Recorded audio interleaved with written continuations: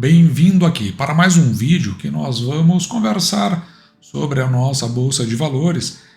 Hoje é dia 3 de junho de 2024, segunda-feira, estamos iniciando a semana, mas já no dia de ontem, domingo, circulavam notícias na imprensa, dessa vez não a especializada, mas a imprensa mainstream, sobre a questão da inflação, juros altos que estão no horizonte, e nós começamos a olhar isso de uma maneira a tentar perceber de que forma poderia afetar a nossa bolsa de valores, talvez até fazendo ela sofrer um pouco mais. Que é exatamente nesse espaço que abre as oportunidades para que a gente amplie a nossa participação nas empresas que fazem parte aqui do canal, ou até nos coloque numa condição de maior resguardo, principalmente se o horizonte não ficar muito ajustado. Vamos dar uma olhada no que aconteceu, como está a nossa bolsa e o que a gente espera para o decorrer dessa semana. Na parte que nós estamos acompanhando já desde a semana passada, que é mais ou menos nesse trecho, então você percebe aqui o quanto a bolsa ela veio derretendo nos últimos tempos. Agora, nesse momento, ela está cotada abaixo dos 122 mil pontos, está 121.816. Agora é muito cedo ainda, 11 horas e 14 minutos. De qualquer forma, nós lançamos para as compras do mês ordens aí que estão na nossa bolsa, esperando que talvez ela caia um pouco mais e venha se oferecer dentro dos padrões que nós achamos que possam ser os mais ajustados para aquelas ações que fazem parte da carteira do canal. Mas indo para o nosso tema principal, saiu agora há pouco, de manhã, o Boletim Focus. A gente sempre dá uma olhada no Boletim Focus. Eu nem sempre trago aqui no canal, porque às vezes realmente a situação ela fica um pouco descolada daquilo que nós estamos avaliando.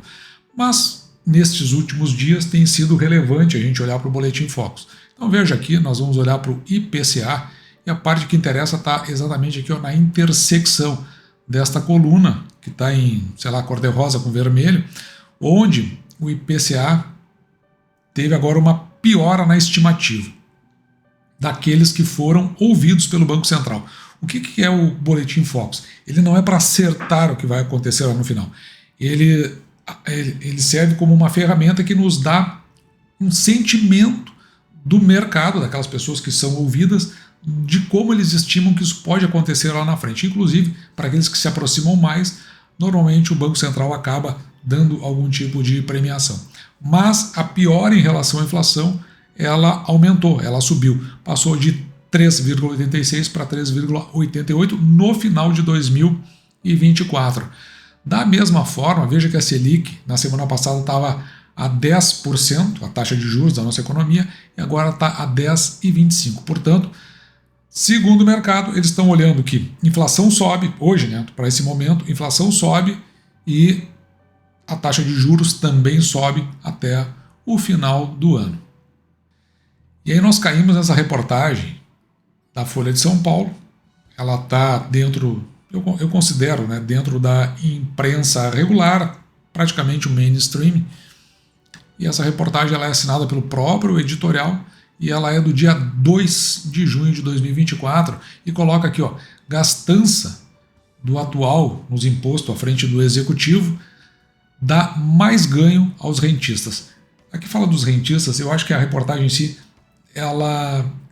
esse ponto não é o principal dela, né? O principal dela vai correr por aqui. Um assunto que a gente vem falando com muita frequência, mas é importante que dessa vez não está mais na imprensa especializada.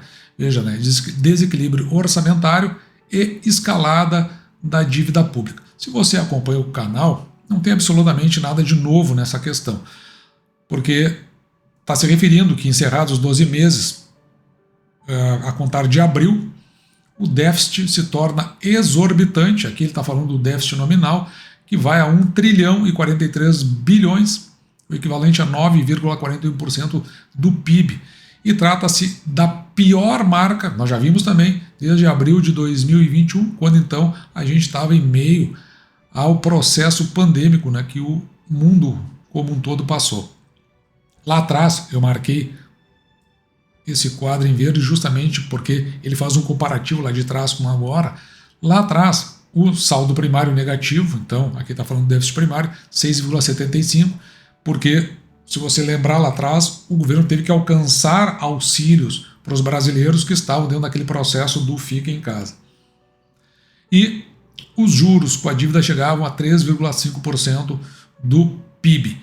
Hoje está um pouco menor, está 2,4% o déficit primário, mas nós não estamos num período pandêmico. No entanto, os encargos com a dívida vão lá para cima, vão para 7%, de forma que o que estava acontecendo lá atrás, que era 10,25% do PIB, o comprometimento, agora está em 9,41%. E veja que nós estamos recém com 1 ano e 5 meses de governo. E as causas apontadas para esse momento, elas estão aqui. Então, esse endividamento, né, mais aqui, ó, taxa Selic em nível elevado, nós acabamos de ver, tinha uma expectativa de redução, mas, na verdade, essa perspectiva mudou por conta de que há necessidade do combate à inflação, que a gente viu, tem agora uma perspectiva de crescimento, resultante, isso aí tudo, em parte, do ritmo acelerado do crescimento das despesas públicas, ou seja, que é responsabilidade do governo. Por conta disso, o impacto dos custos financeiros acabaram por subir, ou seja, o custo da dívida ele veio aumentar, até porque para cobrir essas despesas o governo, eu já disse em outros vídeos, precisa aumentar a sua arrecadação, a parte dos impostos não está sendo suficiente, então é necessário que tenha um título da dívida mais atrativo, e só é atrativo se pagar juros mais altos. Com o impulso gastador irresponsável do governo, então é a primeira vez que pelo menos que eu vejo, né, dentro desse contexto, o editorial se posicionar de uma forma negativa ao atual governo.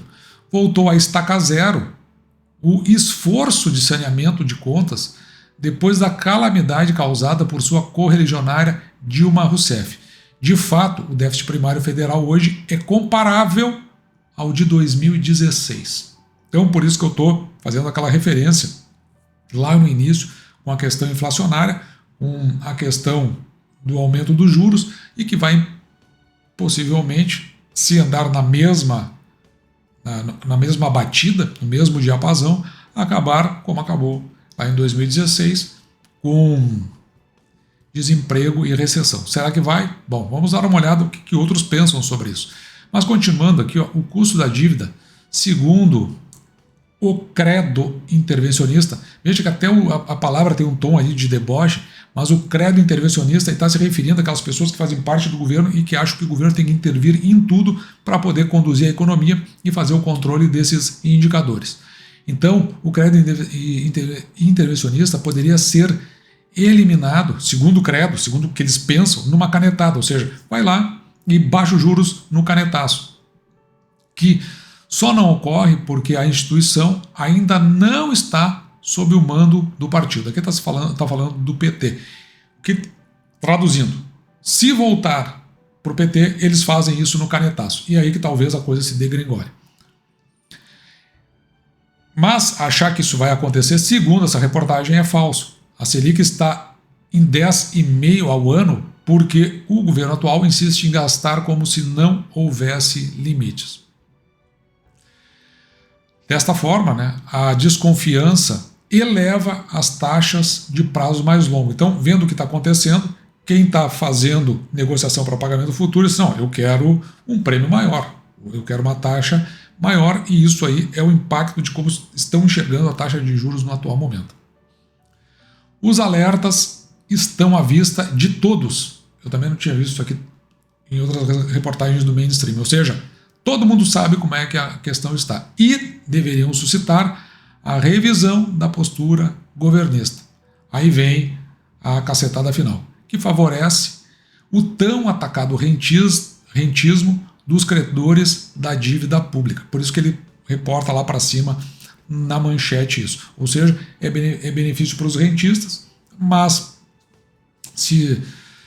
só existe esse benefício por conta dessa postura descomprometida do atual governo federal. Os impactos, eles vêm direto, né? Se nós olharmos aqui para essa pesquisa do CNC, que é do Sesc Senasc, essa aqui é o índice de confiança do empresário do comércio, Veja que os varejistas eles acabam ficando mais cautelosos. E tudo isso, né, impulsionados pelo maior desafio das condições econômicas atuais, que são essas que eu falei agora há pouco. No entanto, enquanto por conta disso eles fazem uma maior restrição e fazem uma projeção de juros maiores, veja essa outra reportagem aqui, que é a intenção de consumo das famílias. A intenção de consumo das famílias continua em processo de alta. Consequentemente, isso talvez e provavelmente com moeda nova no mercado, um estímulo ao consumo e, consequentemente, à elevação da inflação. Veja que tudo está fechando lá com a leitura que foi feita pelo Boletim Focus. E aí nós chegamos também aqui do mainstream a reportagem da CNN, da parte de economia. Essa reportagem é assinada por Rafael Saldanha, com colaboração para a CNN, e ela é do dia 2, ela é de domingo também, mas ela foi atualizada no dia de hoje, logo cedo da manhã. Então veja aqui, ó. Eu não vou ver toda a reportagem porque ela é um detalhe, o contexto dentro do todo que é apresentado. Mas, na manchete, caminhamos para uma nova crise fiscal com desemprego e recessão. Quem está falando isso é esse Paulo Tafner, que é um dos pais da reforma previdenciária de 2019. A abordagem que ele vai fazer durante toda essa reportagem é no entorno da questão previdenciária, que também contribui, lá no final das contas, para o total das despesas do governo. Então note que mudanças ele com outra pessoa escreveram um livro. Então, a partir do livro, estão colocando uma proposta do que seria melhor de se fazer agora para poder ajustar pelo menos a questão previdenciária. Então, dentro da proposta dele, as mudanças no sistema previdenciário passariam por indexação, não vou entrar no mérito disso, tá? Desindexação do salário mínimo, até uma proposta do Ministério do Planejamento, alteração no benefício assistencial e um sistema de capitalização. Então é isso que eles vão propor lá no final. Com isso, eles propõem aqui estimam uma economia de 875 bilhões dentro dos próximos 10 anos. Em 2023, então aqui os detalhes que são importantes. O governo pagou 898 bilhões em benefícios previdenciários, que é o conjunto de toda a obra da nossa Previdência. E veja que esse total que foi pago, ele ultrapassa os 90% de todo o orçamento da União. Então, para a União sobreviver, ela precisa disso, ou seja, precisa de 100. E pagando agora na questão previdenciária, em torno de 90. É como se quase tivesse um outro estado, um outro Brasil aqui desse lado. Essa é a leitura. E isso aí não é sustentável do curto para o médio prazo. Em algum momento se vai ter que olhar para essa questão. Olhando o cenário que eu mostrei anteriormente, e agora juntando com esse que vem da CNN, o que eles apontam aqui, que está em azul, estamos caminhando para uma nova crise fiscal, com desemprego e recessão. E vamos continuar tendo déficit previdenciário. Então, além do que está acontecendo, da forma como nós estamos caminhando, como eu mostrei anteriormente, ainda tem o déficit previdenciário. Então, portanto, apenas, segundo eles, uma reforma mais ousada é necessária dentro do contexto previdenciário para fazer ou pelo menos andar na direção dessas melhorias. E aí aqui tem algumas propostas que eles fizeram, né? Ou melhor, o que aconteceu em 2019, na reforma previdenciária, algumas coisas ficaram em aberto, que é o que ele chama de alguns buracos que precisam ser fechados. Ele levanta aqui a aposentadoria rural, que representa 40% do déficit total da Previdência. Ela precisa ser ajustada do ponto de vista da idade, que não foi feito lá atrás. Tem que haver uma igualdade de gênero. Ele considera aqui que, como as mulheres vivem 7 anos mais do que os homens, e elas têm uma idade previdenciária a menos, né? A diferença está aqui em 3 anos, ele está falando que não, tem que ser pelo menos igual, e aumento aqui do tempo de aposentadoria masculina, o que consequentemente vai impactar nessa de igualdade, ou seja, eleva todo mundo, e também aqui os benefícios assistenciais da Lei Ordinária de Assistência Social, que é para aqueles que recebem o benefício sem que tenham pago o INSS, porque eles acabam colhendo esses benefícios porque eles caem dentro da parte assistencial, seja por uma invalidez, seja por uma impossibilidade de continuar trabalhando, enfim. Então ele propõe que tem que ter um certo equilíbrio e colocar dentro do... Ou seja, a parte previdenciária é que é para quem pagou o INSS. Quem não pagou tem que ter o auxílio, mas ele tem que ser feito de outra forma e diferente, inclusive em termos de reajuste. São as propostas que ele faz e depois, se você continuar aqui fazendo a leitura, que não é o caso, aqui porque já não interessa mais para aquilo que nós estamos debatendo, ele vai explicar aqui o que significa a desindexação do salário mínimo, a adaptação, questão da adaptação demográfica e o sistema de capitalização, além desse ajuste nos benefícios sociais.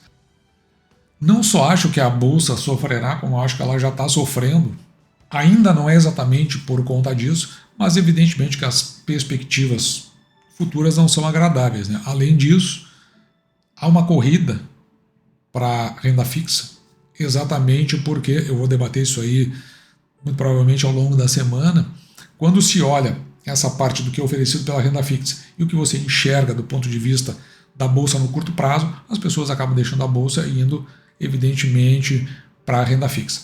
Basicamente, é isso o que eu tenho percebido.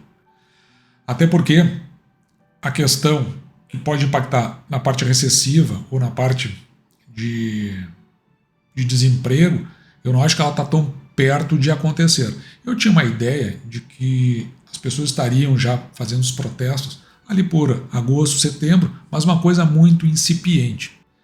E eis que eu me deparo com esta chamada para o dia 9 de junho, ou seja, no próximo domingo, em frente ao Museu de Artes de São Paulo, às 14 horas.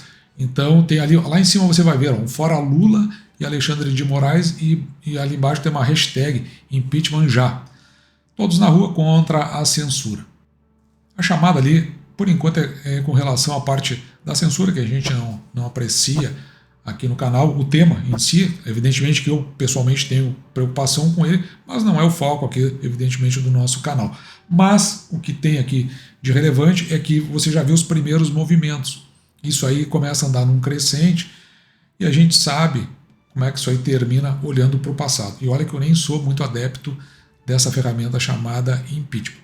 De qualquer forma, aí está a informação, você já sabe como olhar e talvez até de alguma forma o que pode vir aí pela frente e você já pode ter a informação antes para que você possa tomar uma melhor decisão para a sua carteira, que é o que nós acabamos por fazer aqui no canal.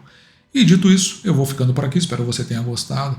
Me despeço de você, desejando que você fique com Deus e deixando como sempre o meu grande abraço.